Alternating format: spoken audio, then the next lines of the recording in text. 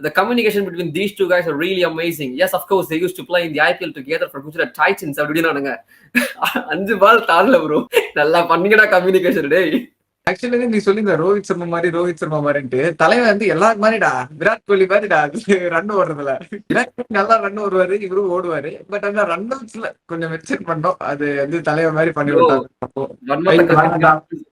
Sorry sir நான் தெரியாம சொல்லிட்டேன் கமெண்ட்ஸ்ல வந்து எனக்கு அடிக்காதீங்க சாரி நீ வந்து இப்ப கமெண்ட்ஸ்ல நீ கோன்னு ஆரம்பிக்கும் போதே கடிக்க ஆரம்பிச்சிருப்பானுங்க பிரானோ டைப் பண்ண ஆரம்பிச்சிருப்பானுங்க அப்படின்னு சொல்லிட்டு தீவிரமா பாஞ்சிட்டு வருவாங்க. நாங்க ஃபன்னியா இது மாதிரி நான் இப்ப சொல்றதுக்கு இல்லைங்க ஃபன்னியா முன்னாடி சொன்ன விஷயங்கள்லாம் பாராட்டி பயங்கரமா நான் பாராட்டுவேன் கோலியை. அதெல்லாம் உங்க கண்ணுங்களுக்கு தெரியாது.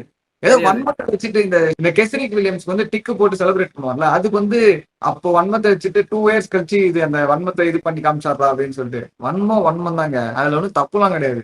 வன்மம் வந்து பாசிட்டிவ் வன்மம் இருக்கு நெகட்டிவ் வன்மம் இருக்கு. வன்மத்தை தப்பா பயன்படுத்தாம அவர் வந்து மேட்ச்ல அடிச்சு ஜெயிச்சு கொடுத்ததெல்லாம் பயன்படுத்துறாரு அது நல்ல விஷயம்.